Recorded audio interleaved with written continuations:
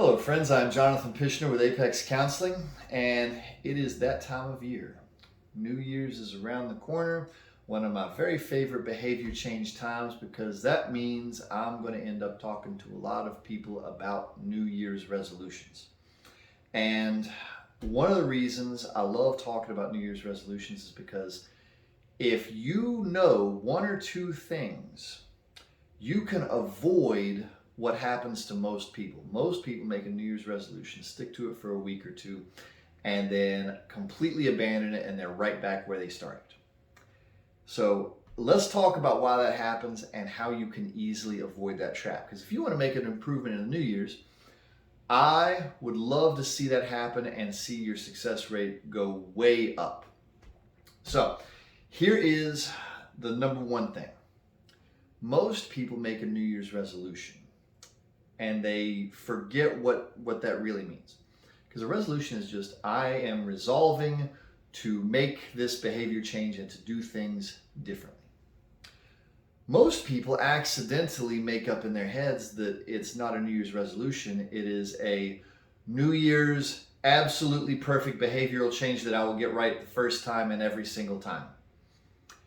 And so what happens is the very first time they stumble, they slip up, they don't do the thing, they get discouraged.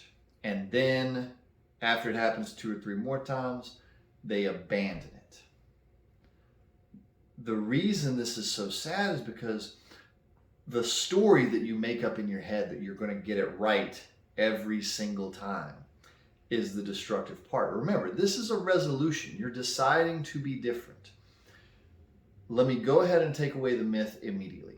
There is no book you can read or video you can watch, mine included, or any other piece of information that will allow you to make a behavioral change perfectly the very first time you attempt it. It will not happen. You'll not make it perfectly the second, third, or fourth time you've attempted it either. Here is what will happen. You'll make a change, and then at some point you'll screw it up. And then you have the option of abandoning it or saying, well, okay, my old habits got me. Let me try again tomorrow. Even if your old habits get you 3 days in a row, 5 days in a row, 2 weeks in a row, remember, it's just a resolution. You resolved to be different. You can always go back to the behavior change you were trying to do. You don't have to wait till next New Year's to do it. So remember, it's not a perfect behavior change. It's just you're resolving to do things differently.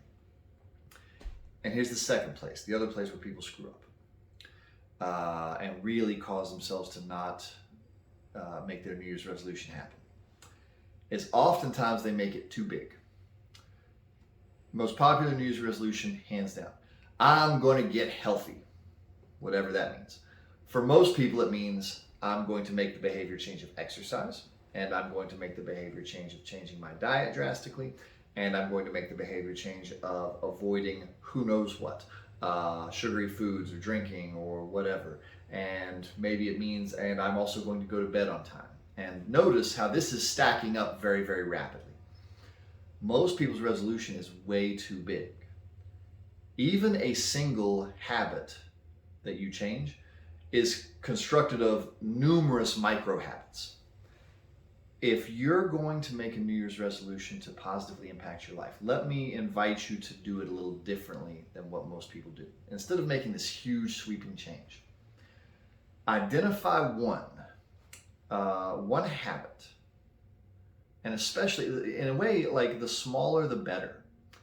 But you want to select one that, even though it's a small habit, it's going to have an asymmetric benefit to your life. One that happens for a lot of people is, I'm going to quit smoking.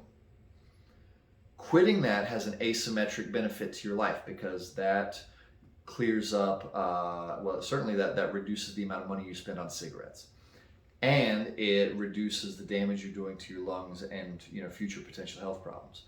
For most people, it provides a fairly immediate benefit to their ability to breathe better and do more physical stuff, and on and on and on. So that one habit provides an asymmetric benefit. It's not one-to-one. It's I do this one habit and I get 5, 7, 12 benefits. That's the kind of thing you want to look for. Is, if you want to make an eating change, okay, well, you're not going to change everything. What is the one thing that you can either add or subtract that's going to have a massive benefit? Maybe you want to exercise. Fine. What's the one thing about that you can add or subtract that's going to make a massive benefit? And on and on and on. It can be about family. It can be about being with your kids. It can be almost anything. But that's what you want to look for. You don't want to look for giant sweeping changes because that's too hard to sustain. One change that provides huge asymmetric benefits, that's probably sustainable. So this New Year's, please avoid those two pitfalls. Please don't imagine that New Year's resolution equals New Year's perfect change that I will never ever stumble on, because that's not happening. Just resolve to be different. And number two, don't resolve huge, sweeping, massive changes, even if that would be beneficial. Most people simply cannot sustain that. Pick one change that has asymmetric benefits to start getting some momentum. After you start mastering habit change, then you can change 2 habits at a time, 4 habits at a time. But for now, one habit that you want to change that's going to get you asymmetric benefits. So hopefully this is helpful to somebody out there making a New Year's resolution. I sincerely wish you the absolute best in making your habit change. And thank you for letting me speak to you for the final time this year. I'm Jonathan Pishon with Apex Counseling. Happy New Year, and I will see you in 2023.